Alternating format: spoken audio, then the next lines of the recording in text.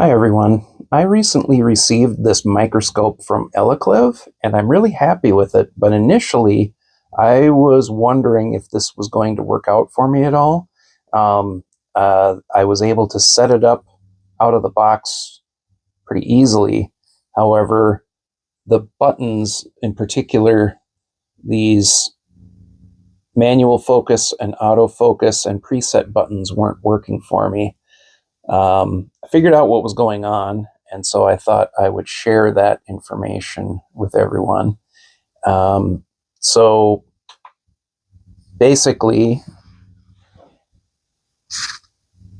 when you go into your menu selections, and you can select with these left arrow, right arrow keys, which menu you want to be in, and it tells you which one. So on the far left is exit. By the way, it's easier just to hit the menu button again to exit, but you can exit that way as well. So exit, playback, if you record or take pictures or video, the color menu, which actually it says there's one of two.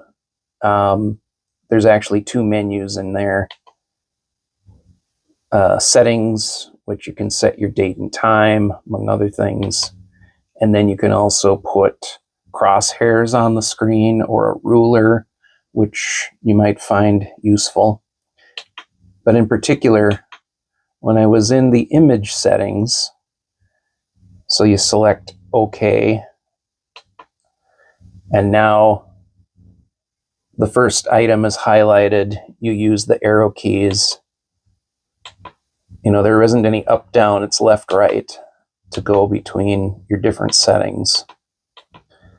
And then what I wanted to do was I went to autofocus, auto or manual. You press OK again. It's highlighted red, so you press OK again. And now you can select between autofocus or manual focus. I recommend staying in manual focus. Autofocus I've found is a little bit annoying for me, but I think that's just personal preference depending on what you're doing. So you select manual. Now it's green and you're on your way. What the problem was that when I was in this menu, I'm looking at the screen and then I'm trying to go back here and see, okay, you know, my manual focus isn't working, nothing's working, you know, this thing's broken, what's happening? And really that's not what it is at all. All you have to do is hit the menu button again to exit, and now your focus, I'm manually, purposely defocusing. Hold the plus or minus buttons to change focus. And you can hit autofocus. It automatically focuses right back to where you want to be. By the way, you can change manual focus or autofocus settings by holding on to the autofocus button. And you'll see up here, if I hold on to that button, this manual focus, it will highlight green briefly and then switch to autofocus. So if I just hold autofocus, now it's AF, autofocus. And if I want to go back to manual focus, hold the button again, now it's manual focus. So that worked out pretty well. There's also the slider switch. There's two sets of lights. There's a set of lights coming out from the bottom of the scope.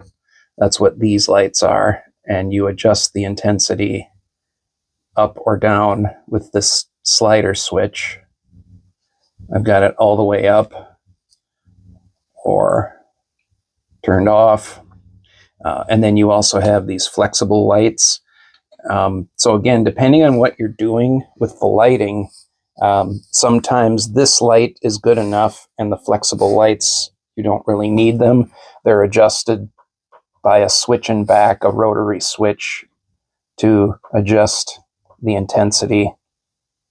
But I'll just turn those lights off and turn this light on. And You can kind of see the markings on this chip. It's not the greatest, but you can see them. But if you're having trouble seeing the subject you're trying to focus in on, you can play with the different lights. So if I go to those flexible lights rather than the light coming right from the bottom of the scope, my markings are much easier to see. So it all depends on what the subject is that you have underneath the microscope. Something else that's kind of neat, I don't know if I'm going to use it or not. I could see it being useful like in a production setting, or if you're doing a repetitive inspection of the same thing over and over and over again. There's these presets, focus presets, and those are handy if you've got one part of the object that's further away from the scope on the z-axis versus another subject that's closer to the scope. So for example, I've got the chip focused in, it's further away from the scope. If I move to a subject that's taller, that's closer to the scope, so I've just got a coin there, that's autofocus. You can just hit autofocus and get it to where you want it to be. But if you want to save presets, you could call the coin preset number 1. So you hold that button, and now there's your preset 1, P1. And then let's say now you want your preset 2 to be the surface of that chip. Autofocus. So that's in focus now.